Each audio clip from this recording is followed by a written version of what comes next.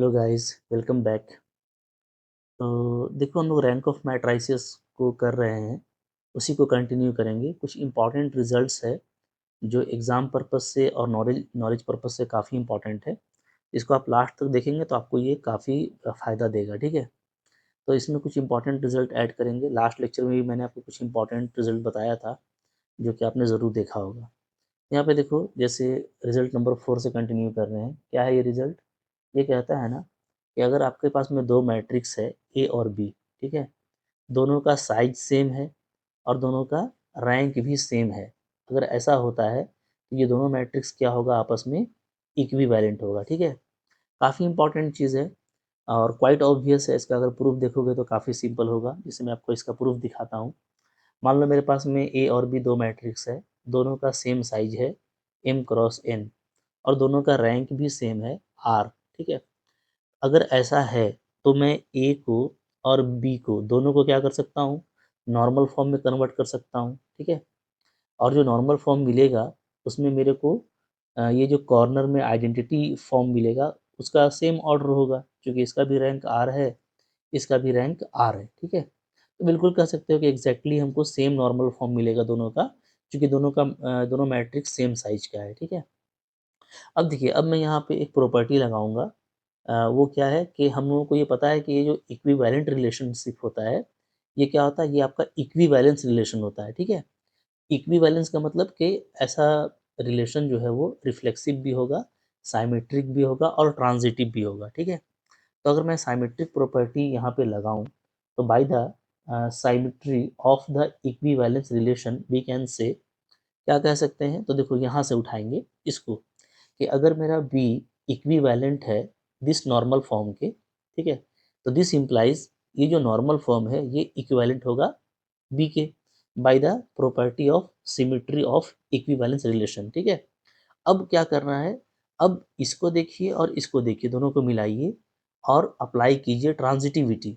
तो अगर मैं यहाँ पे ट्रांजिटिव प्रॉपर्टी लगाऊं, ठीक है, so now by the transitive property of equivalence relation, since A is equivalent to this normal form, right, and this normal form is equivalent to B directly from this, ठीक है, यहाँ से हम लोग इसको बोल सकते हैं। अब यहाँ से आप मोहब्बत से क्या इम्प्लाइज करोगे, so this implies A is equivalent to B, ठीक है जी। ये ट्रांजिटिव प्रॉपर्टी है कि भाई ये इसके इक्विवेलेंट है और ये इसके है, तो ये क्या होगा, डायरेक्टली बी के इक्विवेलेंट हो जाएगा। अब अगर ए और बी आपस में इक्विवेलेंट है तो दोनों का रैंक भी सेम होगा, ठीक है। तो आपको तो सेम रैंक दिया ही हुआ है, तो काफ़ी आसानी के साथ में आप ये बोल सकते हो कि अगर आपके पास में दो मैट्रिक्स है जिसका साइज सेम है और जिसका रैंक सेम है, तो वो आपस में इक्विवेलेंट होंगे, ठीक है। अच्छा, अब यहाँ पे कुछ बच्चों के मन में एक कन्फ्यूज़न रहता है, मैं आपको समझाता हूँ। जैसे देखो, ए मान लो मेरे पास में एक मैट्रिक्स है, ठीक है। कैसा मैट्रिक्स है, तो मान लेता हूँ 3 और 2, ऐसा कोई मैट्रिक्स है। और बी मेरे पास में मैट्रिक्स है, वो कैसा मैट्रिक्स है, तो वो सपोज करो मेरे पास में मैट्रिक्स है 1 और 5, ऐसा, ठीक है। मैं मतलब कि आर्बिट्ररी मैट्रिक्स लिया हूँ, कोई इशू नहीं है, ठीक है। अच्छा, अब आप देखेंगे ना, तो ये क्वेश्चन किया जाएगा कि अगर दोनों का, चूंकि यहाँ पे क्या है, दोनों का साइज सेम है, आप देख सकते हैं दोनों क्या है, दोनों एक तरह से यहाँ पे रो मैट्रिक्स है, ठीक है। इसका साइज अगर देखा जाए तो इसका साइज है 1 क्रॉस 2, और इसका साइज भी क्या है, 1 क्रॉस 2 है, ठीक है। दोनों का साइज सेम है और दोनों का रैंक भी सेम है। अगर मैं यहाँ पर रैंक ऑफ ए की बात करूँ तो ये 1 है, ठीक है, और रैंक ऑफ बी भी क्या है, 1 है, तो दोनों का रैंक भी यहाँ पे सेम है, ठीक है। अच्छा, अब यहाँ पे ये सवाल उठता है कि ये दोनों आपस में इक्विवेलेंट कैसे है, क्योंकि मन में ये कन्फ्यूजन आता है ना कि क्या इसका जो रो है उसके रो से डायरेक्टली रिलेट हो जाएगा। तो यहाँ पे देखो, यहाँ पे डायरेक्टली एक ही बार में रिलेट हो जाए ये ज़रूरी नहीं है बाय द रो ट्रांसफॉर्मेशन, क्योंकि देखो इक्विवेलेंट करने के लिए हम लोग नॉर्मल फॉर्म का यूज़ करते हैं, और नॉर्मल फॉर्म आपका रो ऑपरेशन और कॉलम ऑपरेशन मिला करके आता है, ठीक है। तो सिर्फ रो ऑपरेशन को आप देखेंगे तो आपको दिक्कत होगा, बट अगर आप कॉलम ऑपरेशन को देखेंगे ना तो आपको फिर दिक्कत नहीं होगा, मैं आपको बता रहा हूँ, ठीक है। क्या ए जो है इक्विवेलेंट टू बी है, यानी ए को मैं बी के फॉर्म में ला सकता हूँ, ठीक है। दूसरा तरीका ये होगा कि देखिए, ए में चूंकि एक ही रो है तो उसमें मैं ऑपरेशन कर रहा हूँ, मैं एक उठाता हूँ। ए मेरा क्या है, ए है मेरा 3 2, ठीक है। इसमें मैं ऑपरेशन लगा रहा हूँ, कैसा, मैं जो मेरा R1 है, एक ही रो है, तो इसको मैं रिप्लेस कर रहा हूँ R1 माइनस 2। ऐसा मैं अगर करता हूँ तो डेफ़िनेटली क्या हो जाएगा, ए जो है वो इक्विवेलेंट टू हो जाएगा, ठीक है? इसमें आपका 3 में 2 माइनस होगा तो 1 बचेगा, ठीक है जी? और यहाँ पे जो 2 है, तो 2 में 2 माइनस होगा तो ये 0 आ जाएगा। इस तरह से आ गया, तो 1 0 आ गया। अब है कि 1 तो आपका मैच कर चुका है, आपको 5 लाना है। अब यहाँ पे कॉलम ट्रांसफॉर्मेशन कर दूँगा। यहाँ पे देखो 2 कॉलम है, C1 है और C2 है, ठीक है? तो मैं C2 को रिप्लेस कर दे रहा हूँ कैसा, C2 और प्लस 5 इंटू C1 ऐसा कर देता हूँ। तो ये क्या हो जाएगा, ये इक्विवेलेंट हो जाएगा किसका, ये 1 रहेगा और ये आपका 5 हो जाएगा, ठीक है? तो बिल्कुल आप देखो कि एग्जैक्टली बी आ गया है, दैट मीन्स ए आपका बी के इक्विवेलेंट है। तो कोई भी इस तरह का आप अगर दो मैट्रिक्स उठाते हैं जो कि सेम साइज का है और सेम रैंक का है, तो वो इक्विवेलेंट हो जाएगा, ठीक है? उसको लेकर के इशू नहीं है, दिमाग में कोई कन्फ्यूजन नहीं रहना चाहिए, ठीक है? हाँ, सिंगल रो ऑपरेशन करने से या सिंगल कॉलम ऑपरेशन करने से या ओनली रो ऑपरेशन करने से या ओनली कॉलम ऑपरेशन करने से आपको वो हो सकता है नहीं दिखेगा, तो आप दोनों तरह का ऑपरेशन करेंगे तो आपको वो नज़र आ जाएगा, ठीक है? चलिए आगे बढ़िए। फिर देखो यहाँ पे आगे का प्रॉपर्टी है, प्रॉपर्टी नंबर 5। ये क्या कहता है? ये कहता है कि rank of A is equal to होता है rank of P A is equal to rank of A Q is equal to rank of P A Q. ये हम लोग पहले भी देख चुके हैं ऐसा रिजल्ट, ठीक है? सिंपली ये कह रहा है ना कि अगर कोई आपके पास में मैट्रिक्स है ए, ठीक है? मैं यहाँ पे लिख देता हूँ क्या, for any matrix, for any matrix A of size M cross N, ठीक है? अगर एम क्रॉस एन साइज का कोई भी मैट्रिक्स है, तो उस मैट्रिक्स में अगर आप प्री मल्टीप्लिकेशन करें या आप पोस्ट मल्टीप्लिकेशन करें या प्री पोस्ट दोनों करें, मतलब पी और क्यू जो है आपका अगर दो नॉन सिंगुलर मैट्रिक्स है, तो अगर आप पी से प्री मल्टीप्लिकेशन करते हो या आप ए में क्यू से पोस्ट मल्टीप्लिकेशन करते हो या आप पी और क्यू दोनों से प्री और पोस्ट मल्टीप्लिकेशन करते हैं, तो हर हालत में जो रैंक है, पी ए का रैंक वही होगा जो ए का रैंक होगा, ए क्यू का रैंक वही होगा जो ए का होगा और पी ए क्यू का भी वही होगा। ये हम लोग कई तरह से पहले भी देख चुके हैं रिजल्ट को, अभी भी देखेंगे। चूँकि ओनली रो जो है ट्रांसफॉर्मेशन और ओनली कॉलम ट्रांसफॉर्मेशन में आपको ये पी ए और ए क्यू का फॉर्म नज़र आएगा, तो वहाँ पे अभी हम लोग थ्योरम को प्रूव करेंगे। तो एक जो बुक का जो बड़ा-बड़ा थ्योरम है जिससे आपको थोड़ा दिक्कत होता है, वो भी आपको समझ में आ जाएगा और जो रिजल्ट्स है उसमें आप ज़्यादा फ़ैमिलियर हो जाओगे, ठीक है? तो यहाँ पे कुछ बातें मैंने लिखी हैं, जैसे देखिए सिंपल सी बात ये है कि ए जो है मेरा अगर एम क्रॉस एन साइज़ का कोई मैट्रिक्स है, तो हम लोग ये जानते हैं कि उस मैट्रिक्स में अगर हम कोई भी एक सिंगल रो ट्रांसफॉर्मेशन करते हैं, ठीक है? तो matrix obtained by single row operation on A, वो क्या होता है? वो इक्वल टू होता है ई आर इंटू ए, जहाँ ई आर क्या है? ई आर जो है वो E R is corresponding elementary matrix, okay, obtained by same row operation. ये आप पहले से भी जानते हो कि अगर आप कोई भी रो ऑपरेशन करते हैं, तो एक्चुअली उस रो ऑपरेशन के करस्पॉन्डिंग में जो एलिमेंट्री मैट्रिक्स मिलता है, ठीक है? उससे प्री मल्टीप्लाई करेंगे ए को तो हमको सेम मैट्रिक्स मिलेगा, ठीक है? इसी तरीके से ए में कोई आप कॉलम ऑपरेशन करेंगे तो आपको एक नया मैट्रिक्स मिलेगा। तो जो भी आपको मैट्रिक्स मिलेगा, वो क्या होगा? वो ए इंटू ई सी के बराबर होगा, जहाँ ई सी एक एलिमेंट्री मैट्रिक्स होगा जो कि ऑब्टेन्ड होगा वो सेम ऑपरेशन करने से, कॉलम ऑपरेशन करने से, ठीक है? तो कॉलम ऑपरेशन करने से हमको जो मैट्रिक्स मिलता है वो ए इंटू ई सी के बराबर होता है। तो सी फॉर कॉलम मैंने लिया है, तो elementary matrix obtained by that column transformation, और R means row, so elementary matrix obtained by that row transformation. तो रो ऑपरेशन करने का जो मामला है वो actually pre multiplication of elementary matrix with that matrix है, ठीक है? और जो कॉलम ऑपरेशन होता है वो इक्वल टू होता है matrix multiplication of matrix and column elementary matrix जो जो भी आपको मिलेगा पोस्ट मल्टीप्लिकेशन में, ठीक है? तो प्री और पोस्ट से हम लोग याद रखते हैं कि रो ट्रांसफॉर्मेशन में प्री मल्टीप्लिकेशन होता है और कॉलम ट्रांसफॉर्मेशन में पोस्ट मल्टीप्लिकेशन होता है एलिमेंट्री मैट्रिक्स का, ठीक है? ये आप पहले से जानते हो। तो और यहाँ से एक बात होता है कि रो ट्रांसफॉर्मेशन कीजिए या आप कॉलम ट्रांसफॉर्मेशन कीजिए, इससे रैंक पे कोई फ़र्क नहीं पड़ता, ये हम लोग पहले से जानते हैं। इसका मतलब है कि ए जो है वो इक्विवेलेंट होता है किसके? ई आर ए के, ठीक है? रो ऑपरेशन करोगे, आपको नया मैट्रिक्स मिलेगा तो वो रो इक्विवेलेंट कहलाएगा, ठीक है?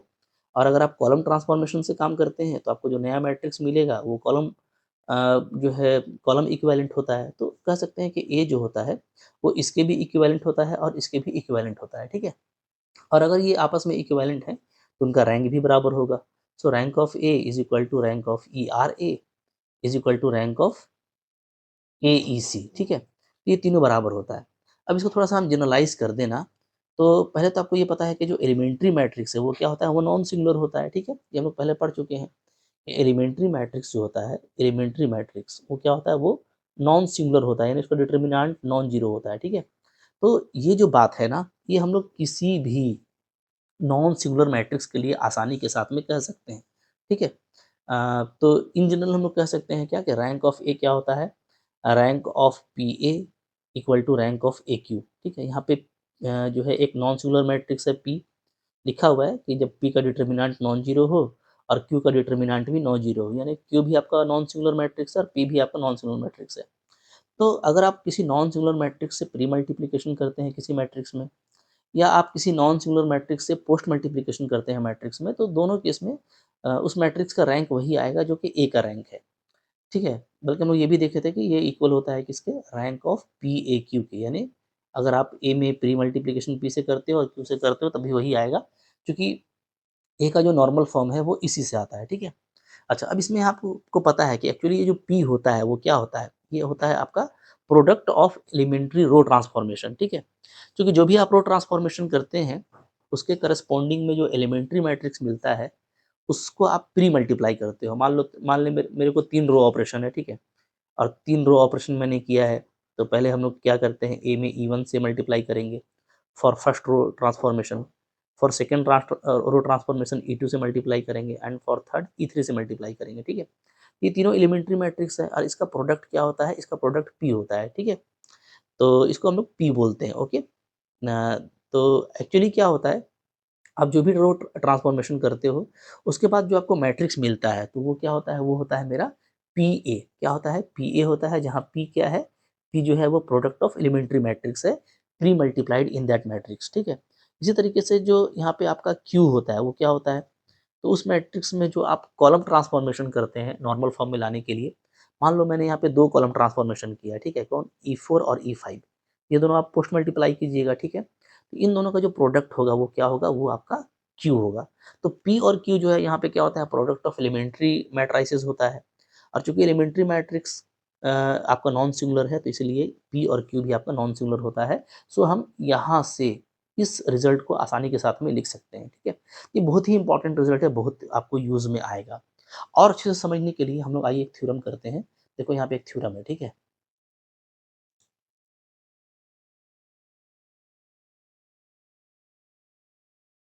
देखिए थ्योरम कहता है हम लोगों को कि अगर मेरे पास में ए कोई m क्रॉस n साइज का मैट्रिक्स है रैंक r का, तो यहाँ पे एग्जिस्ट करेगा एक non singular matrix P such that कि पी ए जो है वो इस फॉर्म का होगा, जहाँ G r cross n size का मैट्रिक्स होगा of the same rank r, और ये जो O है ये जीरो मैट्रिक्स होगा of size m minus R cross n, ठीक है? तो ये थोड़ा सा बुकिस आपका यहाँ पे लैंग्वेज का ज़्यादा यूज़ होता है, तो बच्चों को थोड़ा डर लगता है। तो देखो काफ़ी ईज़ी है इसका प्रूफ, अगर आप प्रूफ करना चाहते हैं।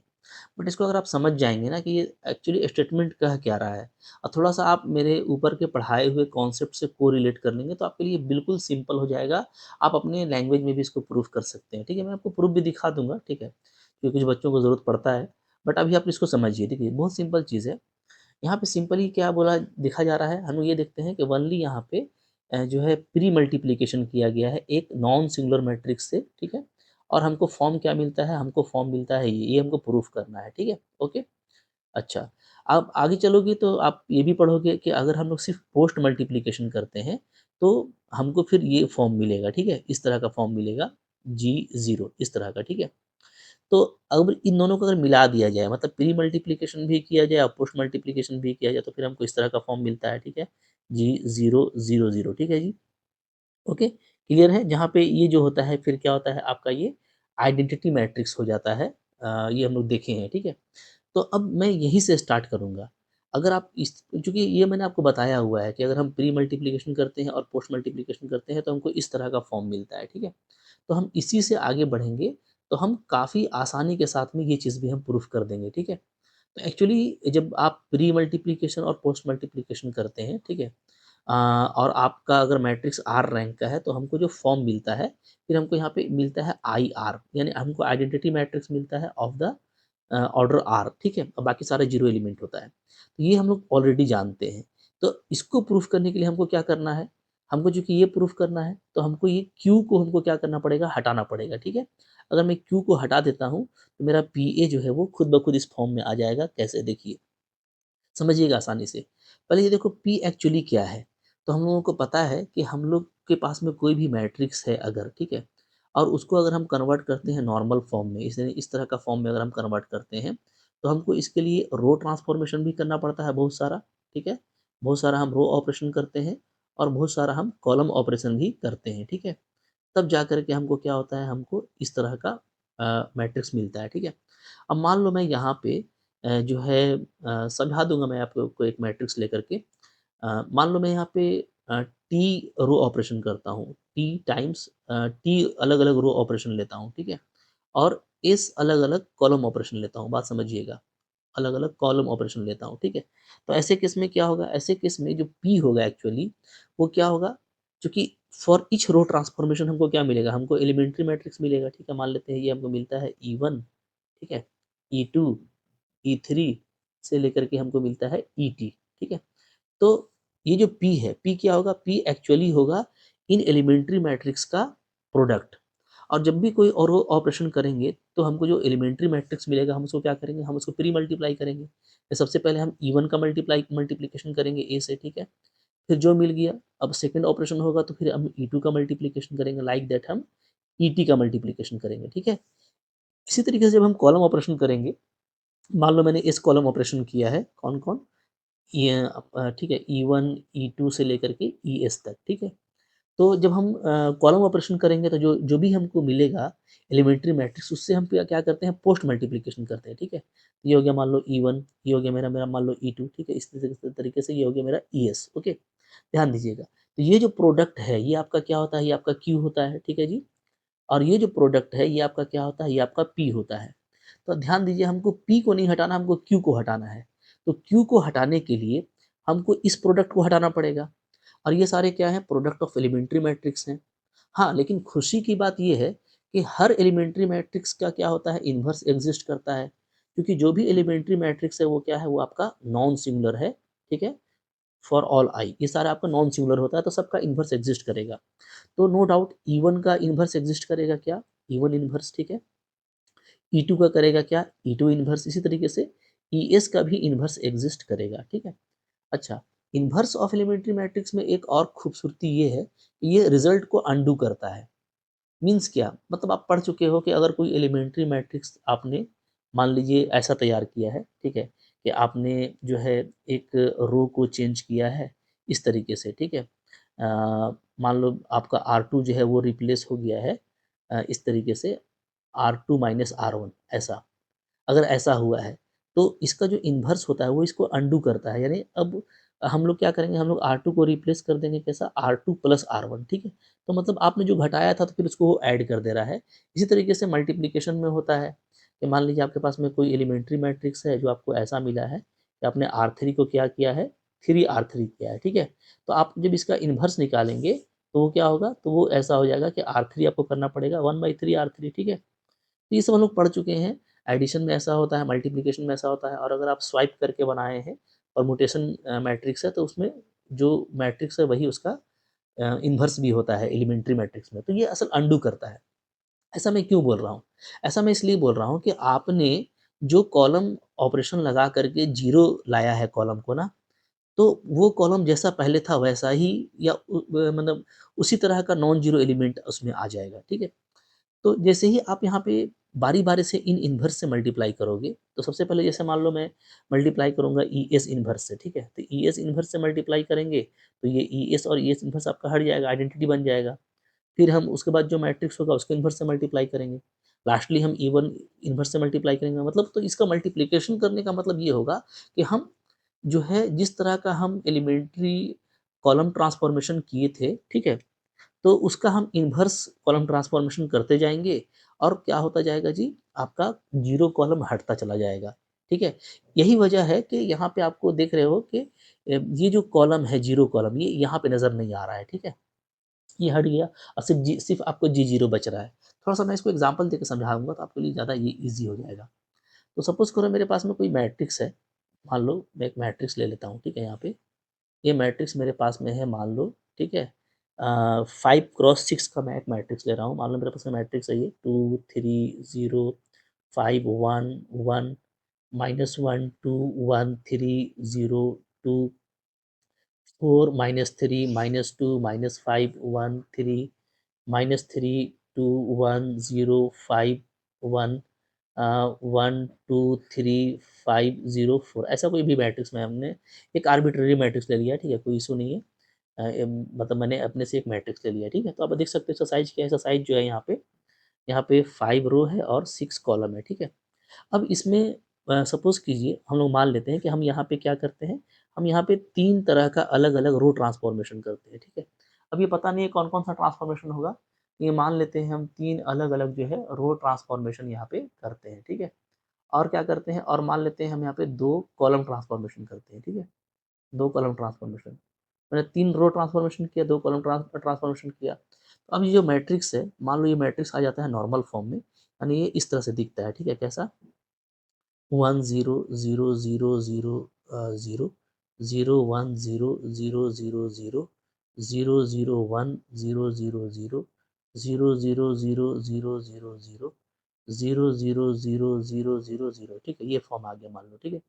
अगेन आप देखो ये 5 क्रॉस 6 का ही मैट्रिक्स है और यहाँ पे आप देखोगे मोहब्बत से तो यहाँ पे आपको ये आइडेंटिटी मैट्रिक्स मिल गया है 3 ऑर्डर का, ठीक है?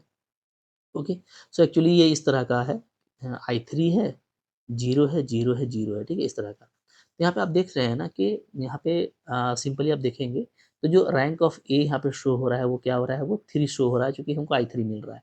ये मैंने एक सपोज़ किया है। अब आप ध्यान दीजिए, एक्चुअली ये जो भी मैट्रिक्स मिला है ये क्या है, ये मेरा है PAQ के बराबर है, ठीक है? क्योंकि इसमें रो ट्रांसफॉर्मेशन भी किया गया है और कॉलम ट्रांसफॉर्मेशन भी किया गया है, ठीक है? अब जो भी कॉलम ट्रांसफॉर्मेशन आपने किया है, मैं यहाँ पे लिख देता हूँ। तो ये हमको जो यहाँ पे PAQ मिल रहा है, मैं इसकी बात कर रहा हूँ, ठीक है? एक्चुअली ये क्या है? एक्चुअली है ये PA और 2 कॉलम ट्रांसफॉर्मेशन से मेरे को 2 मान लो एलिमेंट्री मैट्रिक्स मिलता है। पहले मिलता है E1 फिर मिलता है E2, ठीक है? तो ये है, ठीक है जी? अब इन कॉलम ट्रांसफॉर्मेशन के हेल्प से भी क्या हुआ है, मेरे को 0 मिला है। अब जैसे ही मैं क्या करूँगा कि यहाँ पे E2 इन्वर्स करता हूँ अगर, ठीक है? तो इसका मतलब है कि मैं एक फिर कॉलम ट्रांसफॉर्मेशन कर रहा हूँ, तभी तो पोस्ट मल्टीप्लिकेशन हो रहा है एक मैट्रिक्स से, ठीक है? तो जैसे ही मैं ये करूँगा, तो अब आप जिसकी वजह से कॉलम 0 हुआ था, वो वापस से क्या हो जाएगा, वो वापस से आपका कॉलम हट करके नॉन ज़ीरो होना शुरू होगा, ठीक है? जो भी आपने ऑपरेशन किया था, उसके बाद फिर से मैं अगर E1 इन्वर्स करता हूँ, ठीक है? तो जैसे-जैसे आपका कॉलम जो कि 0 हुआ था, वो वापस क्या होने लगेगा, नॉन ज़ीरो होगा, ध्यान दीजिएगा, ठीक है? फ़र्क किस पे नहीं पड़ेगा? देखो फ़र्क इस पे नहीं पड़ेगा, किस पे? देखो इस पे, क्योंकि हम लोग क्या कर रहे हैं, हम लोग स्टार्टिंग में कुछ नहीं कर रहे हैं, पी को हम टच भी नहीं कर रहे, पी को हम नहीं छू रहे, ठीक है? सिर्फ़ क्यू में छेड़-छाड़ हो रहा है, यानी ओनली हम सिर्फ़ इसमें कॉलम ट्रांसफ़ॉर्मेशन कर रहे हैं। तो कॉलम ट्रांसफ़ॉर्मेशन करने से जो भी आपको उसके करस्पॉन्डिंग में एलिमेंट्री मैट्रिक्स मिल रहा है, ठीक है? उसके इनवर्स से आप यहाँ पे मल्टीप्लाई कर रहे हो और इस तरीके से ये पूरा सेट यहाँ से हट करके गायब हो जाएगा, ठीक है? क्योंकि E2 इन्वर्स आपका क्या हो जाएगा, आइडेंटिटी हो जाएगा। फिर ये आइडेंटिटी होगा तो फिर E1 और E1 इन्वर्स आइडेंटिटी हो जाएगा, तो ये पूरा हट जाएगा और फाइनली हमको क्या बचेगा, PA बचेगा। तो ऐसा कब होगा, जब हम लोग कॉलम ट्रांसफॉर्मेशन करेंगे और कॉलम ट्रांसफॉर्मेशन करने से क्या होगा, कॉलम में फ़र्क आएगा। क्यों? क्योंकि देखो यहाँ पे 1 है, यहाँ पे 1 है, यहाँ पे 1 है, ठीक है? अभी जैसे ही इसका आप यूज़ करेंगे, नो डाउट कॉलम का तो यूज़ होगा, तो ये दूसरे कॉलम को बदल के रख देगा, ठीक है? वहाँ पे कोई ना कोई नॉन ज़ीरो एलिमेंट आ जाएगा और फिर वो ज़ीरो कॉलम नहीं रहेगा। फ़र्क इस पे नहीं पड़ेगा, ये जो 2 ठो रो है ना नीचे वाला, ये 2 रो हमेशा आपका क्या रहेगा, 0 ही रहेगा क्योंकि आप कॉलम ट्रांसफॉर्मेशन कर रहे हैं। तो कॉलम ट्रांसफॉर्मेशन करने में मान लो इन दोनों ज़ीरो को हम जोड़ेंगे, घटाएँगे, थोड़ी कुछ फ़र्क पड़ेगा। यहाँ पे थोड़े थोड़े कुछ फ़र्क पड़ेगा या इसमें कुछ भी फ़र्क नहीं पड़ने वाला, ठीक है? तो ये जो है फाइनली दोनों 0 रो ही रहेगा। तो अब आपको बताना ये मकसद है ना फाइनली कि आपका डेफ़िनिटली पीए जो है वो क्या हो जाएगा, वो आपको सिर्फ़ यहाँ पे अब चूँकि कॉलम ट्रांसफॉर्मेशन आप कर रहे हो, अब ये भी तो 1 1 1 नहीं रहेगा, यानी इसका में जो आइडेंटिटी वाला फ़ॉर्म था, वो भी बदल जाएगा, ठीक है? तो यहाँ पे कोई भी एक मैट्रिक्स आ जाएगा G और बाकी नीचे वाला आपको 0 मिलेगा, ठीक है? और ये जी जो है ना, जी मतलब हम ये इसको अब पूरा को जी बोल रहे हैं, इस पूरा को क्या बोल रहे हैं? जी बोल रहे हैं, ठीक है? क्योंकि क्या हो गया? इसलिए जी हो गया कि अब ये आपका फिक्स नहीं है, ये आइडेंटिटी वाला फॉर्म फिक्स नहीं है, बल्कि यहाँ पे जो एलिमेंट्स हैं वो सारे क्या है? डिफरेंट एलिमेंट्स हैं, नॉन ज़ीरो एलिमेंट्स हैं, ठीक है? तो ये पूरा मेरा जी बनेगा, तो ये जी ज़ीरो का फॉर्म आ जाएगा और ज़ीरो कॉलम आपका जो था पहले वो हट जाएगा। तो आपको बात समझ में आ गई होगी, बहुत बड़ी बात नहीं है, ठीक है? यहाँ पे जो कुछ बात नोटिस करने वाली है वो ये है कि मैंने ये कहा आपको कि यहाँ पे जो चीज़ दिखने वाली है कि अगर आप m क्रॉस n साइज़ का मैट्रिक्स लेते हैं r रैंक का, ठीक है? तो जो G मिलेगा वो r क्रॉस n का मिलेगा और जो ज़ीरो मैट्रिक्स मिलेगा वो इस साइज़ का मिलेगा। ये मैं आपको दिखा देता हूँ यहाँ पे, जैसे देखो, यहाँ पे हम लोगों का m कितना है? यहाँ पे हम लोगों का m 5 है और n 6 है, ठीक है? रैंक यानी हम लोगों ने r क्या लिया है? r हम लोगों ने 3 लिया है, ठीक है? तो नो डाउट जो है आप जब देखोगे कि जब हम लोग जी का बात करेंगे तो जी का आप साइज़ क्या हो जाएगा? तो जी का साइज़ ये पूरा मिला कर के हो गया, यानी ऊपर से देखोगे तो ये पूरा जी का साइज़ में जा रहा है, ठीक है? तो जी का साइज़ क्या हो जाएगा? तो जी का साइज़ हो जाएगा 3 रो एंड 6 कॉलम, तो 3 क्रॉस 6 हो जाएगा, ठीक है?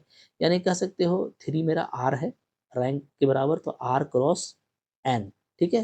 तो जी जो है यहाँ पे क्या हो जाएगा? आर क्रॉस एन हो जाएगा, ठीक है जी? और जो नीचे वाला जो ज़ीरो मैट्रिक्स है, ठीक है? वो क्या हो जाएगा? तो वो हो जाएगा आपका यहाँ पे 2 साइज़ का, मतलब 2 ही रो आपको मिलेगा जो कि 0 होगा, ठीक है? ये 2 क्या है? तो इसको मैं लिख सकता हूँ ऐसे कि जो मेरा पहले 5 रो था, तो 5 में जो रैंक 3 आया है उसको माइनस कीजिएगा, तो 5 माइनस 3, ठीक है?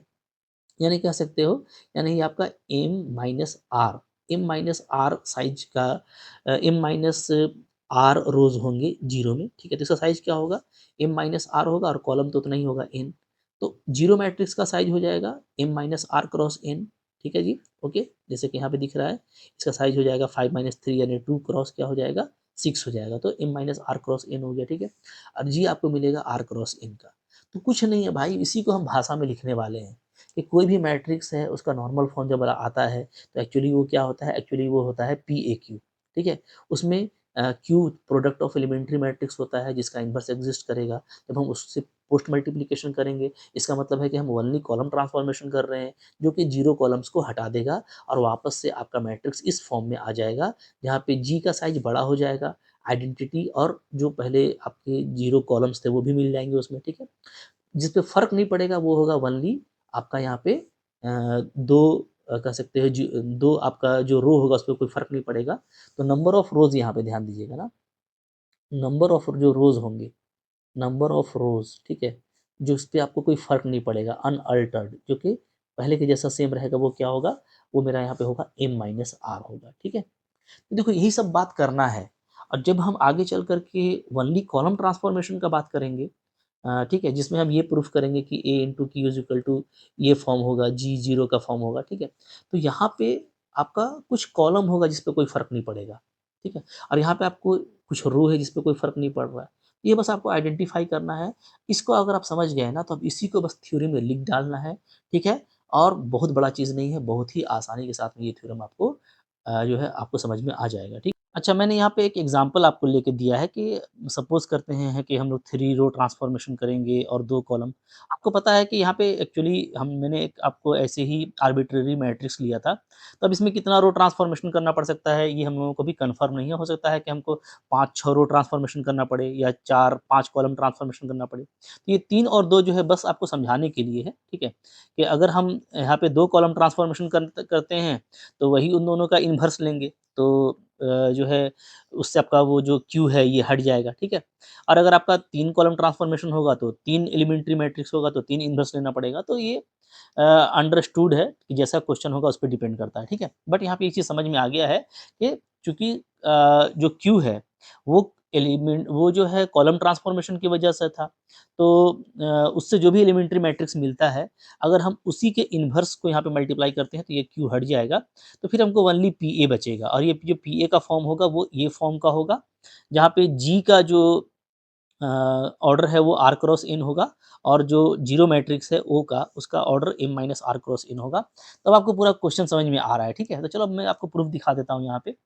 तो देखिए अब यहाँ पे वो थ्योरम वापस आ गया जो मैंने वहाँ पे लिया था। एक इम्पोर्टेंट थ्योरम है, कभी-कभार बीएससी लेवल पे पूछा भी जाता है, ठीक है? थ्योरम कहता है, अच्छा ये यहाँ पे देखो मैंने हेडिंग डाल दिया है कि एक्चुअली अगर हम लोग एक मैट्रिक्स में सिर्फ अगर हम रो ट्रांसफॉर्मेशन करते हैं, ओनली रो ट्रांसफॉर्मेशन, ठीक है? तो ओनली रो ट्रांसफॉर्मेशन करने से हमको जो भी मेरा मैट्रिक्स है ए, वो जो है इक्विवेलेंट होता है इस G0 टाइप के मैट्रिक्स का। या कह सकते हो कि ए जिसके इक्विवेलेंट होता है वो पीए होता है, ठीक है? और पीए क्या होता है? G0 होता है, जहाँ पे G का जो ऑर्डर है वो r क्रॉस n होगा और O का order m minus r cross n होगा, जैसा कि मैंने आपको ऊपर में बताया, ठीक है? और रैंक r होगा। तो जो भी मैंने ऊपर में बताया है बस उसी को यहाँ पे आपको थ्योरी में लिख देना है। तो देखो यहाँ पे चीज़ वही लिखी हुई है, आपको मैं बस दिखा दे रहा हूँ कि मान लेते हैं मेरे पास में m क्रॉस n साइज़ का मैट्रिक्स है, रैंक r है, ठीक है? तो जो पहले से हम लोग जानते हैं कि हमको नॉन सिंगुलर मैट्रिक्स मिलेगा p और q, सो दैट कि हम जो है p a q को इस फॉर्म में लिख सकते हैं, नॉर्मल फॉर्म में, ठीक है? एक्चुअली ये a का नॉर्मल फॉर्म है जो कि p a q के बराबर होता है, ठीक है?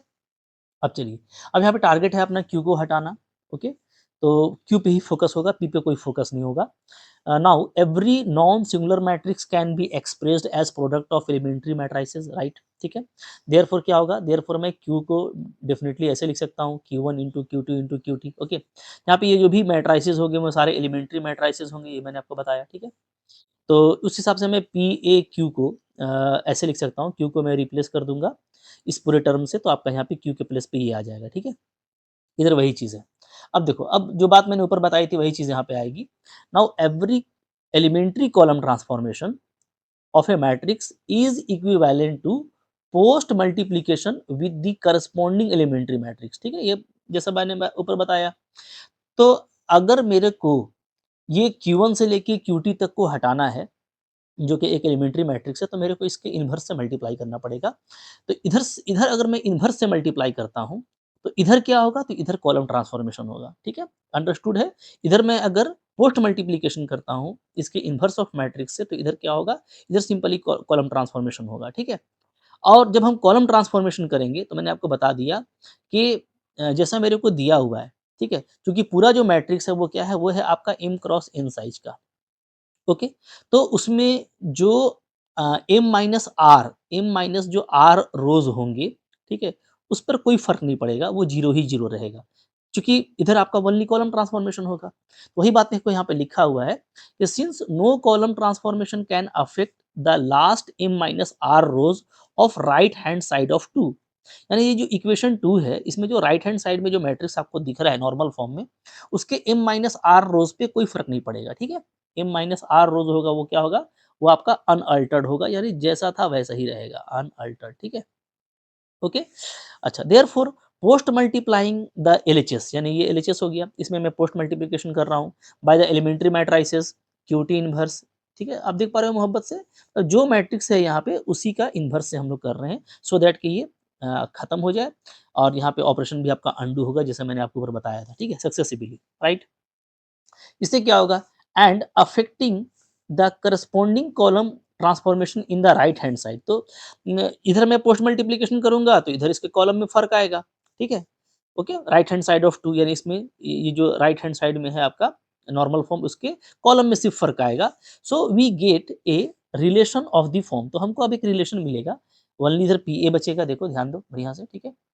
चूँकि इधर आपने इस इन्वर्स से मल्टीप्लाई किया है, तो आपका ये सारा फॉर्म हट जाएगा Q1 से Qt तक। तो ओनली मेरे को PA बचेगा जो कि G0 फॉर्म का होगा, जहाँ नो डाउट G का साइज़ क्या होना है, तो जैसा मैंने आपको बताया था कि अब ये हो जाएगा R क्रॉस N साइज़ का, ठीक है? तो वो तो जैसा मैंने ऊपर दिखा ही दिया, तो G का साइज़ R क्रॉस N होगा और इसका M minus R cross N होगा, ठीक है? अब यहाँ पे कुछ बातें लिखी जा रही हैं, तो यहाँ पे आप इसको ऐड कर देना, ठीक है? क्या होगा जी? अ, ठीक है, यहाँ पे लिख देता हूँ मैं। अच्छा, ये लास्ट में लिखा गया है तो कोई इशू नहीं है, तो चलो आगे देख लेते हैं। तो क्या since elementary transformation do not alter the rank, therefore the rank of the matrix PA is same as that of A which is R, क्योंकि ए का रैंक आर था तो पीए का रैंक भी आर होगा, इसलिए मैं कह सकता हूँ the rank of this matrix G zero is R, right? And therefore the rank of G is R, okay, clear है? क्योंकि इसका जो है ए का रैंक आर था और ये आपका जो है यहाँ पे जो G0 है इसका भी रैंक आ रहा है, आर आ रहा है, ठीक है? और ये भी एक नॉर्मल फॉर्म ही है, एक तरह से कह सकते हैं, क्योंकि ओनली आपका रो ट्रांसफॉर्मेशन किया गया है इसीलिए। तो यहाँ पे जो नॉन जीरो रोज होंगे वो आर होंगे, तो इसलिए इसका भी रैंक आर होगा, ठीक है। As the matrix G has R rows, क्योंकि जी में आर रोज है, and last M minus R rows of the matrix consist zero only, ठीक है। तो आप यहाँ पे एक बात बढ़ा सकते हो कि 10, इसका मतलब ये होगा कि जो जी होगा, जी इज ऑफ ऑर्डर, जी का ऑर्डर क्या होगा, जी का ऑर्डर होगा यहाँ पे आर क्रॉस एन, एंड जो जीरो मैट्रिक्स है उसका ऑर्डर होगा जीरो इज ऑफ ऑर्डर, इसका हो जाएगा m minus R cross n, ठीक है। यही आपको एग्जैक्टली जो है वो क्वेश्चन कह रहा था, थ्योरम कह रहा था, और हम लोग उसको मोहब्बत से यहाँ पे प्रूफ कर लिए हैं, ठीक है जी, क्लियर है। तो चलो, तो वह वही चीज़ थी, तो बस थ्योरी में लिखना है। तो थ्योरी भी बहुत भाष्ट नहीं है, बिल्कुल मोहब्बत से आप इसको लिख लोगे। एक आध बार प्रैक्टिस कर लेना, अगर थ्योरी नहीं लिख पाते तो आपको हो जाएगा। इसी तरीके से अगर हम लोग सिर्फ कॉलम ट्रांसफॉर्मेशन करते हैं, अब तो अंडरस्टूड है, जैसा मैंने शुरू में बताया। अगर हम लोग ओनली कॉलम ट्रांसफॉर्मेशन करते हैं, तो अब जो मैट्रिक्स है ना, कोई मैट्रिक्स मान लो आपके पास में ए है, ठीक है, एम क्रॉस एन साइज का, रैंक इसका आर है, तो वहाँ पे हमको एक नॉन सिंगुलर मैट्रिक्स क्यू मिलेगा, ठीक है, चूंकि ओनली कॉलम ट्रांसफॉर्मेशन है तो पोस्ट मल्टीप्लीकेशन होगा ए के साथ में, so A into Q is equal to, ये इस फॉर्म का मिलेगा, जहाँ एच मेरा एम क्रॉस एन साइज का होगा और ये मेरा M cross N minus R size का होगा, ठीक है, बिल्कुल उसी तरीके का काम करना है। तो स्टार्ट भी वैसा ही करेंगे कि भाई अगर मेरे पास में कोई मैट्रिक्स है M cross N R rank का, ठीक है, तो मेरे को नॉन सिंगुलर मैट्राइसेस मिलता है, कौन कौन, पी और क्यू, सो दैट कि मैं ए को जो है नॉर्मल फॉर्म में कन्वर्ट कर सकता हूँ इस तरीके से, और ये जो है पी ए क्यू के इक्वल होगा, ठीक है। अब यहाँ पे देखो, मेरे को जो हटाना है वो ओनली पी को हटाना है, क्योंकि हम लोग ओनली यहाँ पे क्या कर रहे हैं, कॉलम ट्रांसफॉर्मेशन कर रहे हैं, तो सिर्फ पोस्ट मल्टीप्लीकेशन वाला ही दिखाना पड़ेगा, तो मैं पी को हटाना चाहता हूँ। तो यहाँ पे जो P है वो क्या है, now every non singular matrices matrix can be expressed as the product of elementary matrices, so let मान लेते हैं कि P जो है वो P1 से लेके PS तक के एलिमेंट्री मैट्राइसेस का प्रोडक्ट है, where P1 P2 PS are the elementary matrices, ठीक है। अच्छा, अब ध्यान दीजिएगा, अब रिलेशन 1 पे आइए, ठीक है। तो रिलेशन 1 पे अगर मेरे को P को हटाना है, दैट मीन्स मेरे को इसको हटाना पड़ेगा, तो चलो पहले इसको हम लोग यहाँ पे पुटअप कर देते हैं। तो फ्रॉम द रिलेशन 1 क्या आ जाएगा जी, from the relation 1 we can put the value of P by P1 P2 PS, ठीक है। तो यहाँ पे देखो मोहब्बत से जो है आपको P के प्लेस पे डाल दिया गया है, P1 P2 से लेके PS तक डाल दिया गया है, ठीक है। AQ आपका वैसा ही है, और इधर हमारा क्या है, नॉर्मल फॉर्म है, ठीक है। अब देखो, अगर ये एलिमेंट्री मैट्रिक्स है तो ये नॉन सिंगुलर मैट्रिक्स है, इसका इन्वर्स भी एग्जिस्ट करेगा, ठीक है। तो मैं इस इधर ही मल्टीप्लाई करूंगा, यानी ये जो मेरा AQ मैट्रिक्स है, इसमें मैं प्री मल्टीप्लाई करने वाला हूँ, किससे, इनके इन्वर्स से, ठीक है। और अगर हम लोग इधर प्री मल्टीप्लिकेशन करते हैं तो इधर क्या होगा, तो इधर रो ट्रांसफॉर्मेशन होगा, ठीक है, क्योंकि pre multiplication is equivalent to row transformation, ठीक है। तो वही बात यहाँ पे लिखी हुई है, now every elementary row transformation of a matrix is equivalent to pre multiplication with the corresponding elementary matrix, okay. Again again no row transformation can affect the last m minus r column of this, ठीक है। अब ध्यान दीजिएगा, क्योंकि इधर मैं कर रहा हूँ प्री मल्टीप्लिकेशन, अगर मैं इधर प्री मल्टीप्लिकेशन करता हूँ तो इधर ओनली रो ट्रांसफॉर्मेशन होगा, ओनली क्या होगा, रो ट्रांसफॉर्मेशन। तो ध्यान ये दीजिएगा, जब आप रो ट्रांसफॉर्मेशन करेंगे तो रो ट्रांसफॉर्मेशन में क्या होता है, इस तरह का फर्क पड़ता है, मतलब कि ये ऊपर नीचे जो भी रोज हैं वो आपस में चेंज करते जाएंगे इस तरीके से, ठीक है, ओके। तो जो कॉलम है, यहाँ पे ध्यान दीजिएगा, जब आप रो ट्रांसफॉर्मेशन करेंगे तो ये, लेकिन जो ऑलरेडी जीरो कॉलम है, मान लो यहाँ पे कोई ऑलरेडी जीरो कॉलम है बहुत सारा, ठीक है, मैं आपको एक एग्जांपल से समझाता हूँ उसको। मान लो मेरा ये इस तरह का फॉर्म है, 1 0 0 0 1 0 0 0 0 0 0 0 0 0 0 0 0 0 0 0, ऐसा कोई फॉर्म है, ठीक है। अब ध्यान दो, हाँ। अब यहाँ पे आप देखोगे कि यहाँ पे मेरे पास में जो है 2 ऑर्डर का आइडेंटिटी मैट्रिक्स मिल रहा है जी, ठीक है। ये हमारा I2 हो गया, ठीक है। तो I2 है, बाकी सब 0 है। तो अगर आप रो ट्रांसफॉर्मेशन करते हैं तो रो ट्रांसफॉर्मेशन से क्या होगा, रो ट्रांसफॉर्मेशन से होगा कि हो सकता है कि फिर जब इस रो में हम लोग ट्रांसफॉर्मेशन करेंगे तो ये भी मेरा नॉन जीरो रो हो जाएगा, कोई ना कोई एक एलिमेंट R1 या R2 से करने से। इसी तरीके से ये भी मेरा नॉन जीरो हो सकता है, ठीक है। तो ये पूरा जो मैट्रिक्स है, ध्यान दीजिएगा, ये जो मैट्रिक्स है ना, ये आपका खींचा जाएगा I2 वाला, ठीक है, क्योंकि ये सब भी आपका नॉन जीरो एलिमेंट आ जाएगा। लेकिन चूंकि ये सब 0 0 0 ही है, तो इस सब का जब आपस में ऑपरेशन होगा ये तो 0 ही रहेगा, यानी जीरो कॉलम पे कोई फर्क नहीं पड़ने वाला है, जो ऑलरेडी जीरो कॉलम है उस पर कोई भी फर्क नहीं पड़ेगा।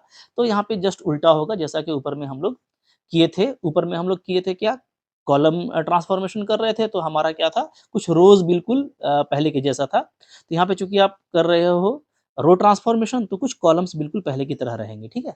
बस छोटी-सी बात है। यहाँ पे देखो वही बात लिखी हुई है कि अगर मैं इन एलिमेंट्री मैट्रिक्स के इन्वर्स से प्री मल्टिप्लिकेशन करता हूँ, ठीक है? तो लिखा हुआ है therefore by pre multiplication of LHS of 2 यानी ऊपर में जो हमारा इक्वेशन 2 था ना ये इक्वेशन 2 ठीक है? तो इसके एलएचएस में अगर मैं मल्टीप्लाई करता हूँ बाय द एलिमेंट्री मैट्रिसेस ये सब इन्वर्स से, ठीक है? तो इसके करस्पॉन्डिंग में क्या होगा अ, ये अफ़ेक्ट करेगा the corresponding row transformation in the RHS of 2 तो 2 की तरफ आरएचएस होगा, ठीक है?